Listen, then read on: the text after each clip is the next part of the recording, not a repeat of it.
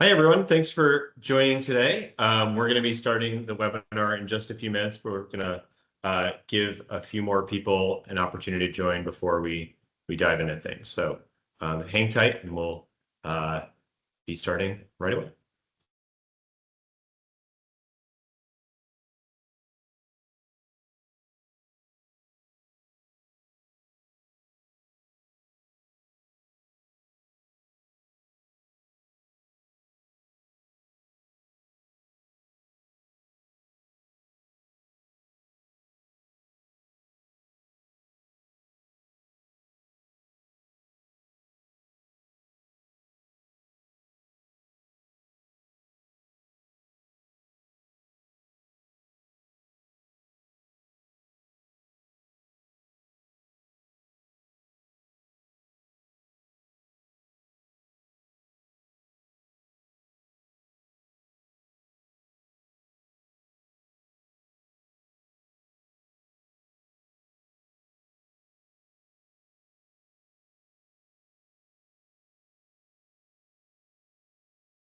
I'll just ask one of my colleagues to confirm. Can you see my screen being shared appropriately? Okay. Sounds like yes. Yep, I sure can.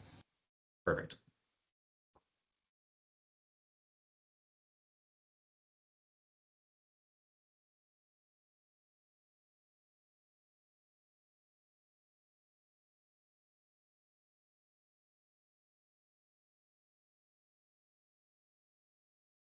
So thanks, folks, if you're joining. Hope you don't mind waiting just another minute or two while other folks join into the webinar, and we'll be getting started in probably just 1 or 2 more minutes. Thanks.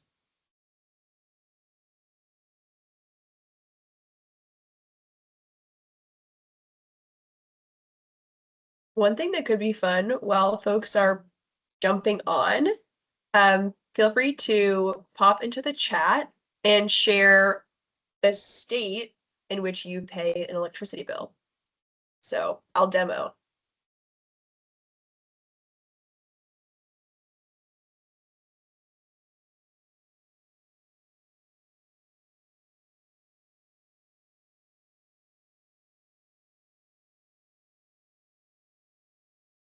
Great. Well, I think we could probably get started. Feel free to keep dropping your state that you pay your electricity bill into the chat. And I expect more folks to join us as we get into this. But might as well forge ahead. So hi, everyone. I'm Pat Knight, Vice President at Synapse Energy Economics. And today we'll be talking with you all about the cost of retail premiums in New England, which by our estimate have totaled almost $9 billion over the past 10 years for customers, residential customers on basic service alone. So just a little bit of housekeeping. First of all, I want to mention that my colleague Caroline has already dropped the report that we're going to be talking about today, a link to that in the chat, so feel free to take a peek there. We are recording the webinar, and this recording will be posted on our website, and I think it may actually be emailed to all of you, so you'll have that. We've got about a 30-minute presentation today, 35 minutes, after which we are going to be shifting gears to Q&A. So like I said, feel free to drop your questions in the chat. We're going to hold them towards the end, but we will definitely have time to get through them. So I'll just get us going here. So first, to give you all an agenda, today we're going to start with a brief summary of our findings. We've noticed that we've got quite a varied audience on the call today, including lots of folks that we haven't yet talked to about this topic. So we're going to spend a bit of time describing the context behind this $9 billion cost, kind of right at the outset. After we've set the table, we're going to be diving into the results related to our most recent regional analysis. And then we're going to shift gears and talk about possible mechanisms for improving affordability as it relates to premiums. And then we'll have plenty of time for Q&A. So our team, I'm Pat Knight. I've been the project manager for this work since we started working on it last fall. I'm joined today by Caroline Riesor, who conducted many interviews with stakeholders, some of whom are on the call today. So welcome, all of you. And I also want to give a shout out to our colleagues, Elise Ashley, Sarah Johnson-Harris, and Angela Zhang, who their varied expertise really helped make this project what it is. So thank you. And then finally, I want to welcome Anthony Starr, our colleague who recently joined Synapse from the Illinois Power Agency, where he spent over a decade overseeing the procurement of default service, using a variety of approaches that so far have been, I'll say, maybe underutilized in New England. So he'll have a unique perspective to bring there. All right, let's dig into it. So over the past 10 years, residential basic service customers in New England have paid an average of $66 million per month in retail premiums, totaling $8.6 billion in overpayments. Right out of the gate, many of you are probably wondering what is basic service? What is basic service premium? So let me talk a bit about that. When customers get their electricity supply through their default utility or electricity distribution company or whatever it's called, it's called basic service. Depending on what state you're in, this might have a different name like default service or standard offer service. Just for purposes of simplification, today we're just gonna call it basic service, but it's the same kind of concept. In each of these 5 states, the utility or an organization acting on behalf of the utility buys electricity supply ahead of time and locks in a price, usually for some extended period of time, like 6 months or so. And what we've observed is that this price that is set through this supply procurement tends to differ from the actual market costs of electricity. So that includes energy, capacity, renewable energy certificates, and other miscellaneous products. And we've noticed that with just a few exceptions, these differences in costs are rarely trued up.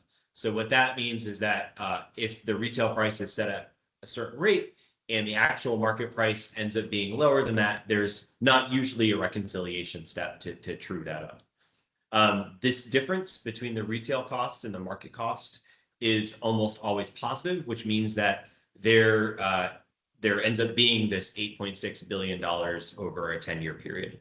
We've observed that this premium varies across the states, ranging between $11 to $20 per month on average. And before we go too much further, I'm going to take a quick detour. When we're talking to folks about this concept, we often get a lot of different questions about the different ways that people can buy electricity. So I've been talking so far about basic service, sort of a default service.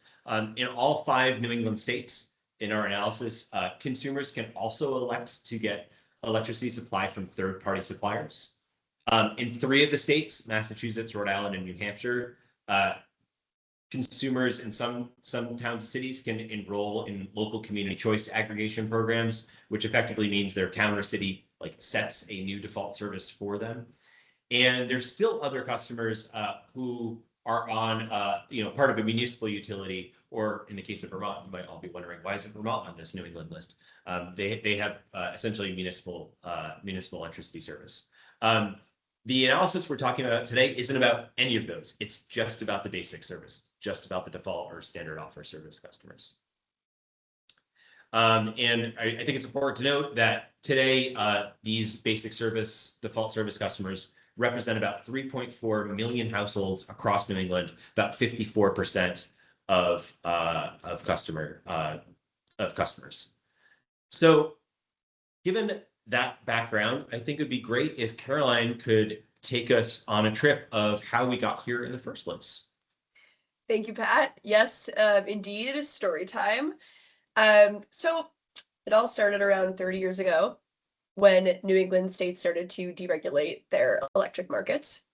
And many of you are already very familiar with this process, but just as a recap, the distribution of electricity, so the poles and wires, has remained traditionally regulated at the state level. But during deregulation, competition was introduced for electricity supply, so the electrons themselves.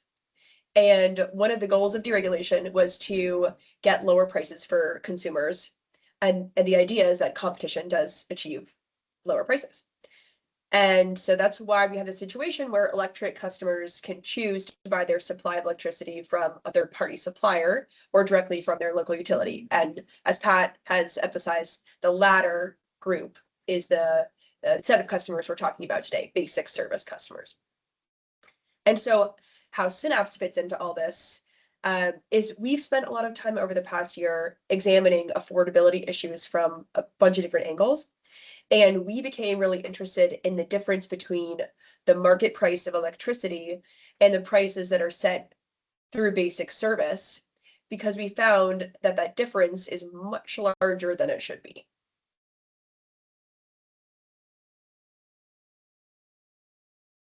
So to take a closer look at this, we're going to have to look at a simple mock-up of your bill. So part of Synapse's affordability efforts has involved looking at different components of ratepayer bills in New England. So in general, your bill is split into two halves. There's the delivery charges side, which you can see on the left. And on delivery charges, utilities can earn a profit. These delivery charges are regulated by each state's Public Utilities Commission. But we are focusing today on supply charges, what you can see on the right. And supply charges include the cost of energy, the cost of capacity, the cost of RECs, cost of ancillary services, and these are all generally a pass-through to customers. That means that your utility does not make a profit on supply charges. As a result, though, any premiums over the market price of those products that accumulate, those don't go to your utility. Any premiums over the market prices go to the entities that the utilities purchase power from, and we refer to those entities as suppliers.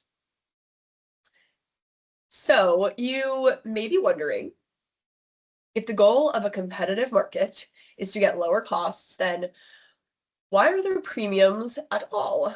And in a nutshell, they're the extra price that we consumers pay for the benefit of having prices be stable over a long period. So nobody wants a super spiky electricity bill, really high one month, low the next, that you can't predict what you're going to have to pay.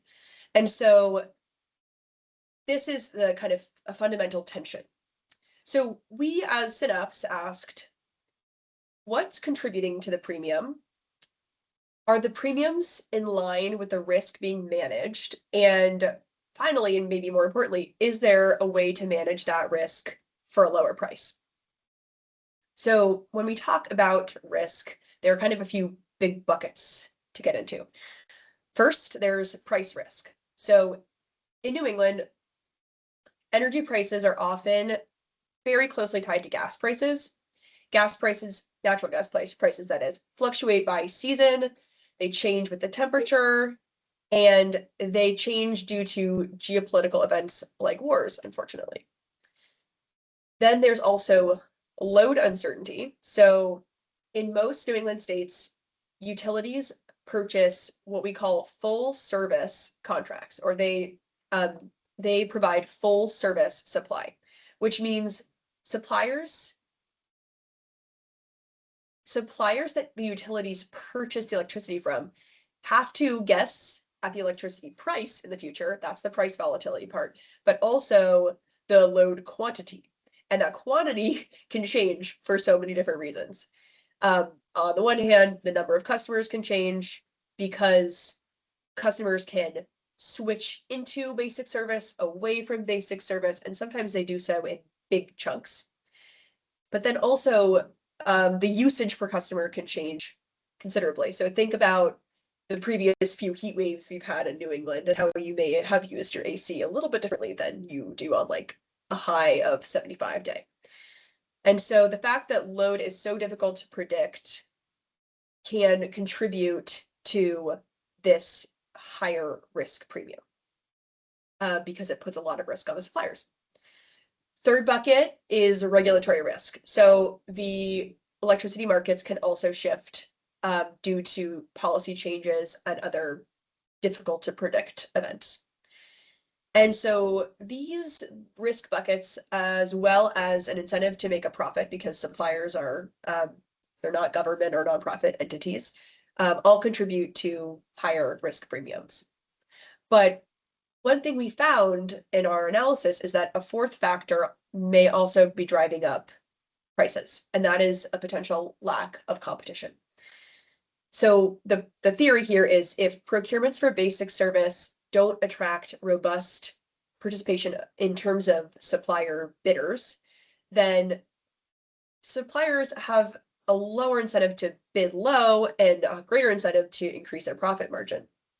And I'll shout out one of our awesome interviewees, Dr. Noah Dormady, who helped us understand more about auction theory and studies on competitive electric markets, which together suggest that it really takes 6 or more bidders to have healthy competition in a market. A market with 5 or fewer bidders can facilitate tacit collusion, even if none of the parties are communicating with one another. And our research in Massachusetts suggests that the basic service supply market often has 5 or fewer participants in it. So that brings me back to Massachusetts. Pat, what did we find in our Massachusetts work? Yeah, so earlier this year, we took a crack at estimating premiums in Massachusetts. We issued a report in January looking at 2015 through 2024, so a slightly different time period than we're looking at for this regional analysis. And we found that in that time period, Massachusetts residential customers on basic service paid an average of $22 per month in premiums, which totaled $3.4 billion over this time period. Now, while we were doing that analysis, we got the sense that this challenge of premiums went beyond just residential customers, went beyond just default service customers, went beyond Massachusetts even. And we actually developed an estimate of the premium cost, the 10-year premium cost for all Massachusetts customers, including residential, small C&I, default service, retail choice, and community choice aggregation. We estimate that total is over $12 billion. But one question that we got again and again is what about the other states? What do premiums look like in other states? And how does the Massachusetts numbers compare? So we did that analysis. So today we're talking about this 5-state analysis where we looked at data across Connecticut, Maine, Massachusetts, New Hampshire, and Rhode Island. When we started this analysis, we approached it with the idea that we wanted to look back as far as possible. So premiums fluctuate month to month. They differ across years. And we thought it was really important to get as long of a time span as possible to get a good handle on the range of premiums and how they have been affecting consumers for some time. It turns out that going back about 10 years is where you kind of encounter like a data cliff for certain states and certain utilities. And so that's how we've ended up with this time horizon. So for each one of the months in those 10 years, for each one of the states, for each one of the utilities in the states, we compiled the historical basic service rates. We developed estimates of energy, capacity, RECs, and other costs. We compiled information related to customers, the number of customers, and their consumption. We dug through dockets, we looked at annual reports, we scraped ISO New England data, we cross-checked our results with other publicly available sources.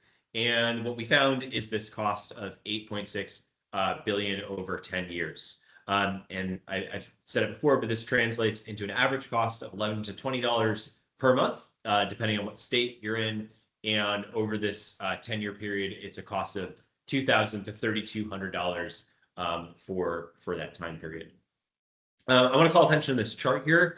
I think it's interesting in that it shows not only how large premiums are, getting up to that 8.6 billion, but it shows that with just a few short exceptions, one of which we're currently living in, premiums in all of the states tend to accumulate over time. They get bigger and bigger and bigger. It's rare that they go down. So next, I'm going to dive a little bit into the data itself. So let me see if I can pull off a scrolling in here. There we go. So this first figure I want to talk about, I think it's helpful in terms of illustrating how premiums in the states have varied or not varied over time. Each one of these colored bars represents one of the 5 states in our analysis, Each bar has 13 circles in it, one for each month in a given year, as well as a black circle. That's the weighted average number. And just to illustrate a couple of trends, one thing that we've noticed is that between 2018 through 2021, the premiums tend to be fairly well clustered, both geographically and then also over time. They tend to be, I would say, on the smaller side on a relative basis. Things changed starting in 2022 and going through the present day. And I'll talk more about the trends and what's driving that there in just a minute. But another thing that I think is helpful with this chart is it shows just how high premiums can get. So for a period in 2022 through 2023, in some months, customers in almost every single state paid an additional $50 to $125 just for premiums.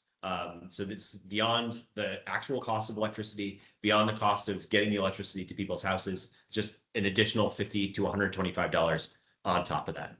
In 12% of the months that we're looking at in this period for across all of the different states, we found that premiums made the cost of supply at least double what it would have otherwise been without the premium. So really drives home the point of how large premiums can be.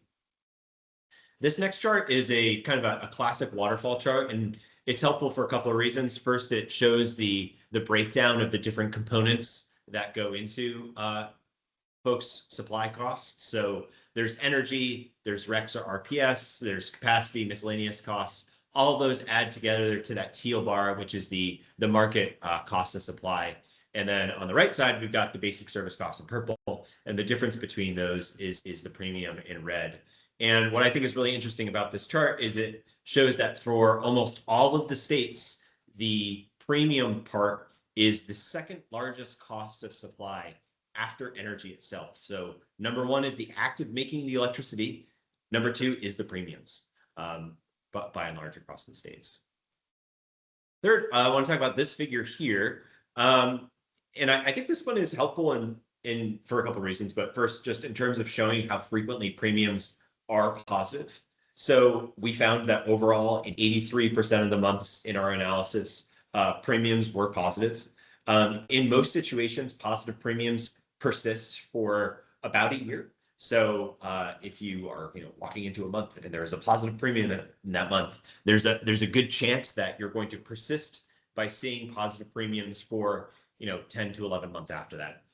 Conversely, negative premiums, where the cost of supply is actually greater than the retail price, those tend to be pretty short-lived. They tend to last between 1 and 3 months. I think this figure is also helpful for highlighting how New England's exposure to marginal fossil has left customers exposed to high prices. So again, story time. In early 2022, Russia invaded Ukraine and sent energy price shocks across the world. Here in New England, for the purposes of this story, what this resulted in was zero or even negative premiums for a couple of months. And that lasted at least until there were new supply contracts issued and new contracts signed. And that brings us to 2023, where what happened is the supply contracts were essentially overcorrections. Suppliers expected energy prices to be high, but they weren't. They were, I wouldn't say low, but they were lower than expected. So another way to say this is that in 2022, residential customers paid a high price for electricity because energy was actually expensive. But in 2023, customers still paid a high price for electricity because the market thought that energy was going to be expensive. While I've got the mic and I'm talking about figures, I'm going to scoot through a bunch of our figures really quickly here to these state fact sheets. I'm not going to spend a lot of time on this, but I do want to let you all know that this data set exists. We've got 10 slides here, 2 for each state. We think that there's probably a lot of people on this call who might be interested in a particular state. And so for all of you, we've developed these like 2-page fact sheets essentially. So on each sheet, we've got information like this, waterfall chart. We've got information about the electricity basic service rates for each utility, along with the weighted average and the market cost of supply. We've got some facts about the number of customers on basic service, the costs imposed by premiums. We've got information about the the monthly cost of premiums, both on a monthly basis and a cumulative basis over time. We've got some comparisons across the states. So yeah, again, just want to emphasize that if you're interested in a particular state and you're keen to pull out a figure or a factoid, this could be a useful resource for all of you. So now that I've taken us through a little bit about the fact that there are differences in premiums across states, Caroline, can you walk us through potential drivers? Yes. So thanks, Pat. That's a good segue. So let's talk a little bit about what is causing the differences between states. So we've seen that over the past 10 years, the magnitude of these risk premiums tends to be pretty similar across states in New England, but there's certainly some variables that lead to the differences that we are seeing. So that first variable is laddering. This is basically just that some states stagger their supply procurements so that they don't all happen at the same time, or so that the procurements last for varying durations. And this means that the suppliers who are, like we talked about earlier, making predictions about prices and load quantity about the future, they're not having to make those predictions all at the same time. That's also being staggered. And so the conditions under which these predictions are happening are different. That can help smooth out the price that customers end up paying. So second variable that can kind of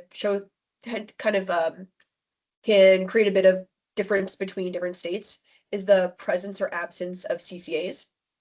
So in theory, in states where community choice aggregation is allowed, suppliers could increase the risk premium to hedge against the possibility that a CCA might be created or ended in the middle of a basic service period. Because if that happened, it would result in a big change in load. And like we talked about earlier, suppliers in most New England states are providing full service contracts. So they have to cover all the load, even if it has an unexpected twist or turn.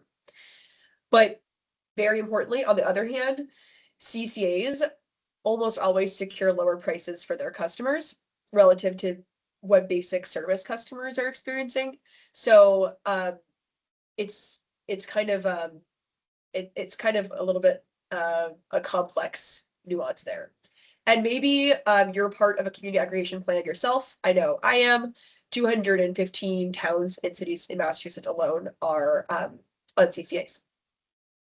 So another factor that we believe drives differences in premiums between different states is the degree of transparency that's embedded into the procurement process.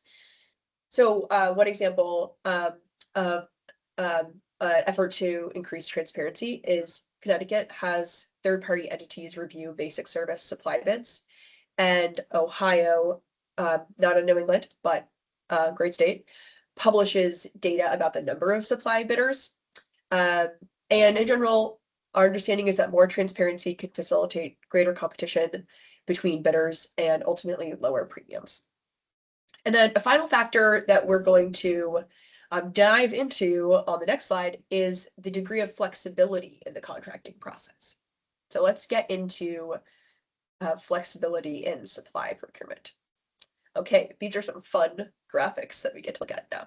So having more flexibility when it comes to supply contracts is likely able to lower premiums. So that's a good thing. In some New England states, suppliers must serve 100% of load 100% of the time. These contracts, I just referred to them a minute ago, are called full service contracts. And as you can see in the blue graphic on the left, the supply provided by suppliers has to exactly match load. Load is the black line that you can't see on the left-hand side because it is so perfectly matched by supply. And to do this, suppliers rely on their own generators. They use PPAs, they use spot market purchases, but this pathway carries significant risk for suppliers because nobody can predict instantaneous load, customer switching, real-time market prices. All that leads to a greater risk premium. But as you can see on the right, there's another approach that some states in New England are trying out, expanding a little bit, and that is what we're going to call block and spot purchases. This approach involves suppliers procuring power in blocks of fixed megawatt hours at fixed prices. So suppliers don't have to exactly meet load as they do on the left-hand side. So in the graphic on the right, you can see that big light blue rectangle. That is the block. And so suppliers still use their own generators, they use PPAs, but they're less likely to rely on spot prices because they don't have to meet that incremental kind of unexpected chunk at the top to fully exactly meet load. But importantly, this block and spot option requires another procurement entity to balance underages and overages using spot market purchases. We'll talk a little bit about like who that entity might be shortly. So overall, in the block and spot approach, the main takeaway here is there is lower risk put on suppliers as the quantity of electricity is known. And so the price is more straightforward to estimate. This can lower the risk premium.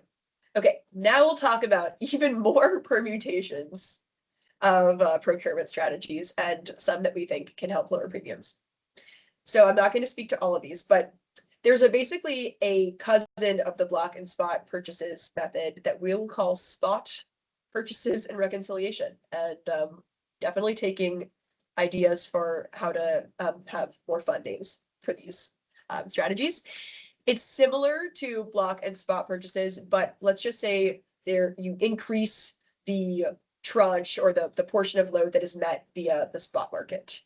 And you can also use a tool called reconciliation to true up the differences later with more additional spot market purchases. And this can help reduce volatility in customer bills.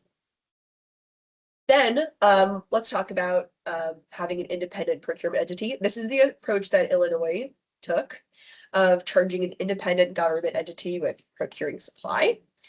And this creates some flexibility for that entity to change up the procurement strategy to best serve customers. And let's also touch on one more. There's the option of investing more in long-term purchases of clean energy. This provides an opportunity to procure long-term stable pricing, and this acts as a natural hedge against volatile market prices because renewable energy does not have fuel costs. And the other bonus of this is it often aligns with existing state level policy. So these are all some great ideas for change, and I want to kind of close up this part of the presentation with what are the potential mechanisms for these reforms? So, and how might policymakers implement some of these strategies? So really, there are kind of two options that we're laying out here. Most of the procurement processes that we've talked about have been set up by public utility commissions, and so they can also be edited or changed with regulatory action. And so moving more towards a block and spot purchases method falls in that category. Same with using more using reconciliation as a tool.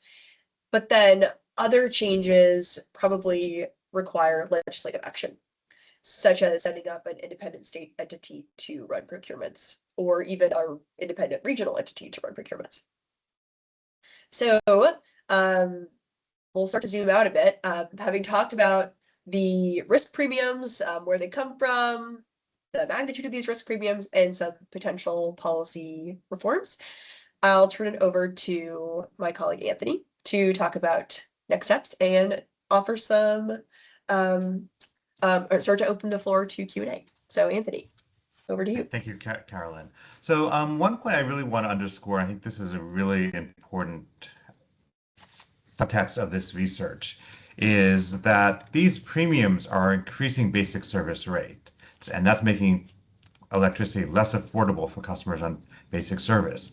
but it also has a cascading effect because many community choice aggregations, third-party supply offers use the basic service rate basically as a sort of benchmark or comparison. So the extent to which basic service rates are higher than they need to be because of these premiums, that cascades through to the rest of the market. So this is not just about basic service. This is about how we serve the entire residential market and help try to manage rising electricity prices in a very challenging time. So as you've, I think, seen through what Pat and Carolyn talked about, greater transparency is one of the things that we really have focused on here. We were able to find a lot of data and a lot of information, but many states publish very little information, and getting to the bottom of the factors here has been one of the things that we've worked on very hard. I think the points about increased competition are really important as well. Ideally, functioning markets work best when prices are driven down by the participants in a competitive process competing against each other. I think one of our fears is that that's just not what's happening because of the regulatory and structural aspects of procurement in New England. And ultimately, we need to lower these costs and manage volatility. I think the slide Pat showed where, yes, there are times where the management by suppliers does reduce costs for customers, but those are tend to be short-lived periods versus much longer periods of time when customers are paying more. So we need to rebalance that and have that as a way to help customers better. So we're really sort of, one of the reasons Synapse put together the first report on Massachusetts and now this expanded analysis for more New England states is that we're really kind of interested in what can come next. How, those of us who are interested in consumer protections say, how can we address these issues? How can we develop new policies and new approaches? So we've scratched the surface here, but there's a lot more research that can be done. If there's people on the webinar, or people who may be interested in more, we're really interested in working with others on expanding and taking this research to more granularity, more details, and more working out and fleshing out some of the policy approaches that can be used to address those matters. So we're going to turn to questions and then our answers next. I'm going to take my prerogative, I guess, as the moderator here. So to start out, a question for Pat, which was, when you started this research, what were you expecting to find, and then what surprised you as you dug into this? Thanks, Anthony. Yeah, what's funny is when we sort of stumbled into this analysis last fall, one of the reasons that I use the word stumble is because we were looking at the difference between retail rates and the market cost of supply, and I just kept scratching my head, saying to myself, I don't understand why these two numbers are so different. I know that there's some amount of risk premium baked into retail rates, but the difference I'm seeing just seems larger than what I would have expected. And so we kept digging. We looked over larger periods of time. We looked eventually over different states. We looked at more granular monthly data, more detailed sort of input assumptions into this. And it sort of just kept confirming that same hypothesis that just, wow, the difference between retail rates and market cost of supply looks quite large. I think the thing that just has really been the most surprising to me is just how these large rates have translated it into large customer impacts. And obviously that should be obvious, but the fact that it has totaled something like $8.6 billion over 10 years, or has created cost impacts on the scale of $11 to $20 per month per household. We've spent a lot of time looking at other measures to address here in New England and across the country. And I don't know that it's possible to entirely eliminate premiums, but cost reductions that are on the order of $11 to $20 are enormous when it comes to the scale of things that could impact customer electricity bills. So I think that's the part that's been the most surprising to me, and it's the thing that gets me most excited to be working on this topic, because it seems like there's a real opportunity to improve the way states procure supply and create savings for material savings for customers. Great, thanks. So I think we have a couple questions that have come in that I think get to a really key portion of this. So, Michaela McCarthy asked, do you have any opinions on what would be an acceptable premium? Acceptable premium would be. Our friend Barbara Alexander mentions that obviously wholesale suppliers build a profit into their bids, and they build in consideration of the risks that you have identified. So, what part of this premium cannot be justified?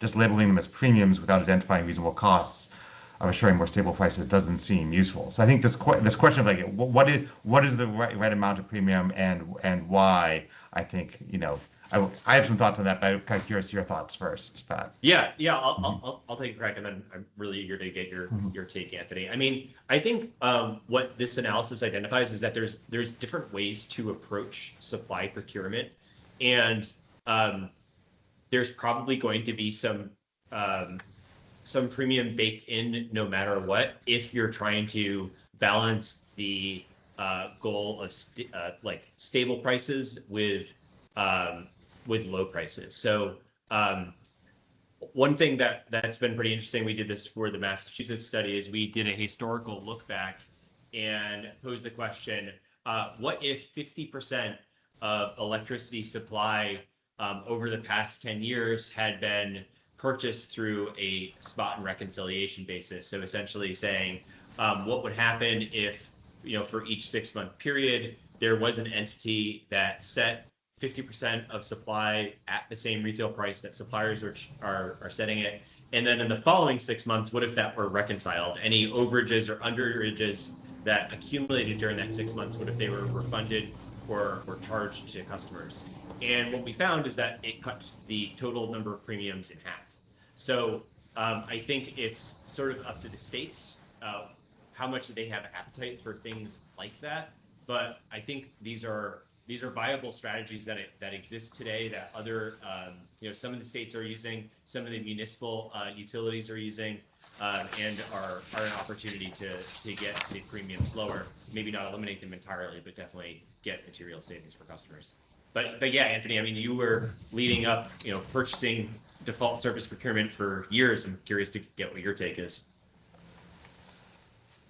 One challenge is that a lot of this is retrospective and asking what if and trying to make assumptions about suppliers and what they do and why they do it, which we never fully can answer. There's no way to do this as a true natural experiment where we can have proper control groups, etc. One way that I kind of indirectly have looked at this is that in Illinois, there is a residential real-time pricing option, which basically is the functional equivalent of full exposure to the market. And some analysis done by the Citizens Utility Board showed that over time, there's certainly periods of time where prices are higher, but roughly a 10 to 15% savings versus the block procurement approach used in Illinois, which has some volatility still because it's not fully load following, but it does reduce the amount of items that suppliers can sort of manage the risk on. So to that extent, I think it's important to note these premiums can probably never go to zero because any supplier is going to have some risk they're going to have to manage. But I think there's real potential, if I think in Massachusetts, we're looking at potentially 30% premiums. If you can cut those in half, similar to the analysis you described, that would be a big step forward and a way to save customers a lot of money. So I think that's, to me, that's a rough target of what we can be looking at is maybe taking half of the cost out, but that's a very loose number. Another piece of this is that electricity markets are changing. The shifting amount of the cost of electricity that's for capacity versus megawatt hours of electricity will also change the way in which suppliers are managing their bids. If you think about some of the charts Pat showed about the various components that go into the service, it's not just electricity. There's also RPS costs and other factors that maybe are better suited not to be part of a competitive procurement, because if they are known fixed costs, why ask bidders to include them in their bid when that's something where they can sort of pad in a premium? So I think really isolating, narrowing down where are the variables and what can be controlled and how do we best manage that is our sort of ultimate interest here. Let's see, we have a number of questions coming in. One question from Carrie Gilbert was about whether we looked at forward market products versus just wholesale products. Do you want to address that, Pat?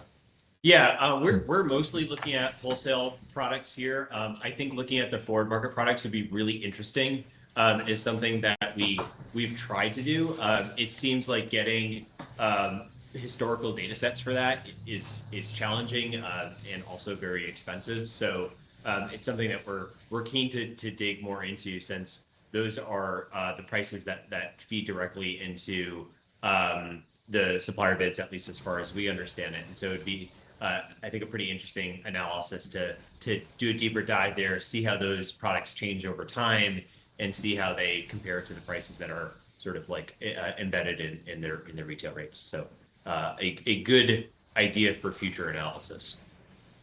Great. So we have a question. Did you analyze the trend in number of bidders over this period? That's another one of these things that really comes down to data availability. In many of the states, the winning bidder or the names of bidders or the number of bidders is either entirely redacted or extremely difficult to track down. And the level to which that information is transparent also changes over time. So developing like a clear picture of how the number of bidders have evolved is like with the data that I have publicly available that we have here at Synapse, like I don't think that's possible. I think it's possible that some commissions have access to that data internally and can probably internally do that analysis. But again, that'd be an area that we'd be really interested to learn. We do, having looked at various dockets and having spoken to different people, like we do understand that there's probably a difference in terms of the number of bidders in some states and for some utilities even. So I think that could be pretty interesting to see, like sort of in a particular slice of time, looking across the set of states and utilities that we've got in the analysis to say, hey, there's 6 bidders in this auction and 2 bidders in this auction and 1 bidder over here, and these other auctions we don't have any information about because the data is not public. But I think it would be interesting to look at that and say, what's possibly causing the differences between those, at least over within a slice of time, but over geography. Yeah, that's something that really interested me when I joined Synapse a few months ago, and got more involved in the background research on this project, was the extent to which the New England states do not have transparency about winning bidders and bidder participation. In Illinois, we always publish the names of the winning bidders. We do not publish the who bid, but there are some other states. I believe Ohio has more transparency. Delaware publishes winning bidders and what portion of the bid of the market that they won, as well as the number of bids that were received. So really the sort of layers of transparency. I think an interesting issue to me also within the sort of number of bidder issues goes back to the complexity of the products. These full service products require sophistication on the bidders because they have to manage so many different risks and supply things. And that may be one of those aspects of things that just inherently limits the universe of participants in procurements. When you have something simpler like the block approach, as Carolyn was talking about, those are a much more standard sort of product that a wider range of types of entities can participate in procurements. So I think that's one of those things that has intrigued us as well, is thinking about structurally what it is you're procuring and who's capable of doing it. Because there may be legitimate reasons why these pools of bidders is very small. So moving on to a new question. Maybe I missed it, but it seems that premiums really jumped in 2022. Do you know what was driving that? Yeah, I can talk to that a bit. Let me go back to my favorite charts here. So I would say that premiums really jumped in 2023, and they sort of followed on the heels of the Russian invasion of Ukraine. So essentially, what happened is, I would say suppliers experienced a period in which market prices were higher than the retail rates that they had contracted for, and they possibly didn't make as much money, possibly lost money during that period. In the following period, when they were putting together their bids, they were probably relying on two factors. One is the futures prices, and another is the their like risk exposure. And so my expectation is at the time, we don't have the data specifically, but the futures pricing going into winter 2023 had the expectation that energy prices are going to be really high because they were really high last winter. And so that's one element. And then I would expect also that the suppliers possibly increased their sort of like risk multiplier to take into account that we are in a risky environment where energy prices could spike again, and who knows. So I think that's the main piece of this. It's we don't have the data for all of the states going back, but if you take a look at our Massachusetts report, we have data actually going back all the way to 2005. And there's a similar sort of trend happening that happened then way back in 2014, 2013 area, where the polar vortex and cyclone bombs and all those winter storm events happened, where there's sort of this similar period where premiums dipped quite low or went zero, and then sort of rebounded before sort of stabilizing. And so I think all else being equal, we're currently now living in a returning to stabilization environment, but we're also in a period of rising energy costs sort of across the board, unknown policy sort of across the board. So I don't know that stabilization going back to a period of like 2018 through 2020 is in our future, or if it's more volatile markets is what people can expect. Yeah, there's a comment in the chat that forward prices for winter of 2023 during calendar year 2022 stayed above $100 a megawatt hour, and I think that's really does sort of underscore what was happening. I mean, our experience in Illinois was very much like this in the spring of 2022 when we ran a procurement. The prices that we saw very, very high prices because suppliers, both were looking at the futures market and then just the amount of risk and uncertainty that was happening in natural gas markets cascading through to electricity markets. We are apparently in an era of extraordinary events happening more and more frequently. So I think this ongoing challenge is certainly one of the ones we have to continue to address. So we also have a question, can you speak to how an independent entity is better positioned to address these issues, including increased competition?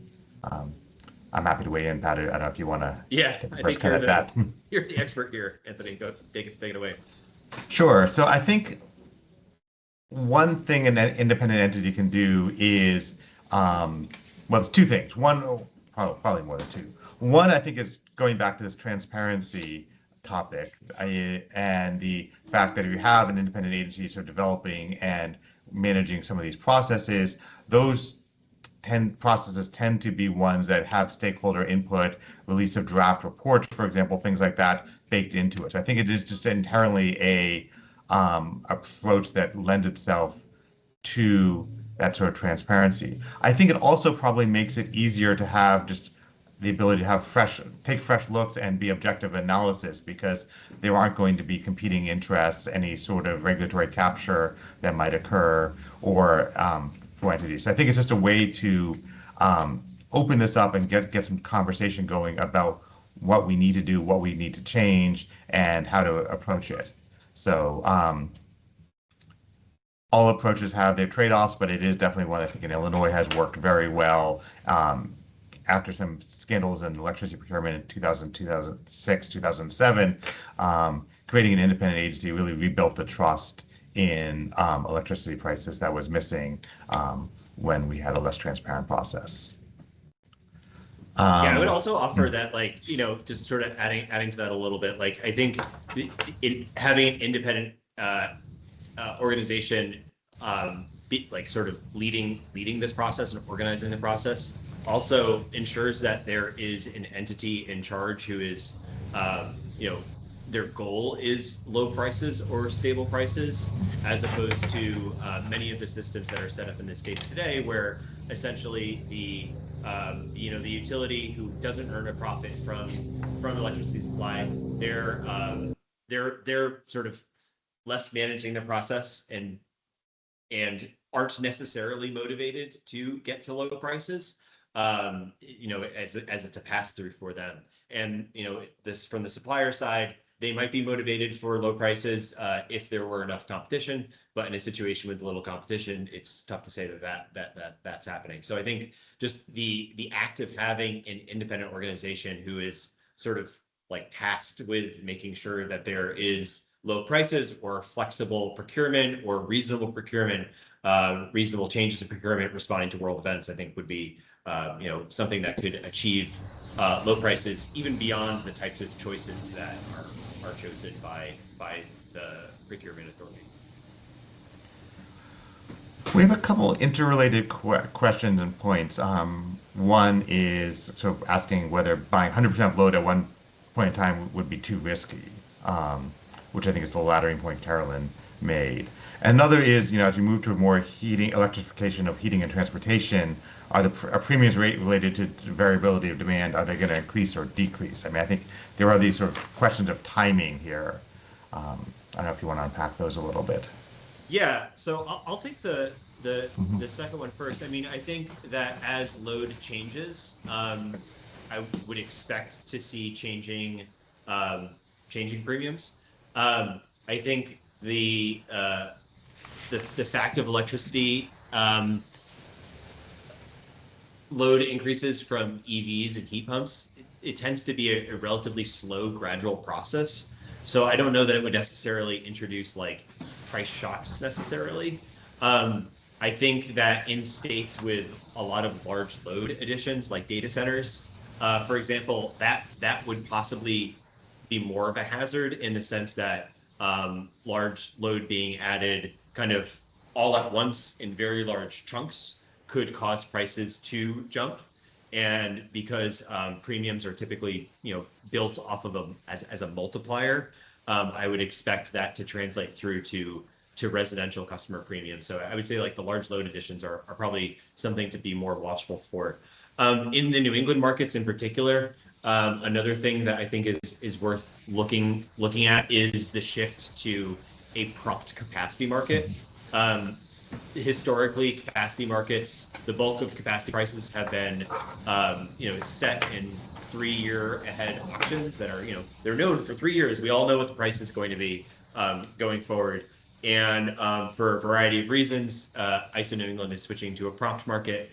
And perhaps there will be advantages associated with that. But one of the potential challenges that I can see is that it's going to make the capacity price element of supplier bids that much more volatile. Suppliers won't be able to sort of, say that we know what the price is 3 years in advance. They'll have to guess at what the price is. And I would expect that to increase premiums pretty much as soon as that new change goes into effect. Anthony, I don't know if you have anything to add to that, and I've actually forgotten what the first question is, so you'll have to repeat it. A few things there. The first is I can't remember a energy-related meeting I've been in the last couple of years where we got this far into it before the word data center was mentioned. So I know that that's been the thing that's dominated energy policy, but I think it's all interrelated, but I think that's an interesting point. I think this capacity market issue is one that perhaps people haven't fully grasped the implications of. When I've looked a little bit at sort of like what the existing timing of some of the procurements in New England states will be, it does appear that there will be procurements taking place if the schedules that are in place now will be in place in a few years, where bidders would be bidding for these full service bids, not knowing what the price of capacity is. And it is reasonable and rational for any bidder to include a risk premium for several reasons. One, it's unknown. Two, that gets exacerbated because this will be a big change to the capacity markets in New England. And when you set up new markets, the first few times they do it, sometimes you get uncertain, unexpected results. So the uncertainty in capacity markets in Massachusetts is likely to increase. And without thinking about how to isolate those costs, we run the real risk of that just being a new source of premiums that could pass through to customers. Now, it's always possible that this will go wrong. It could go the other way where everyone thinks the market will be low, people include low capacity costs, and then the price comes out much higher and the bidders need to eat those costs. I think that's unlikely. So this is something I think to keep in consideration of what we can do to manage those capacity prices going forward.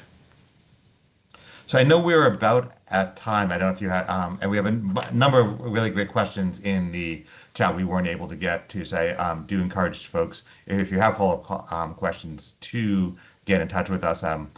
Pat gets to be the front line on that since his phone number and email address are on this slide. But this, as you can see, this is something we're pretty excited and passionate about. There's a lot of more work to be done here, a lot of major questions to work through, and we'd love to continue to work with folks on this. So, Pat, I don't know if you want to just give a quick wrap up after that. Yeah, no, just again, sorry we couldn't get through all the questions. We'd love to hear from you. Call us, email us. Thank you for spending your morning with us, and we hope to hear from you all soon. Have a great day. Okay, thank you, everyone.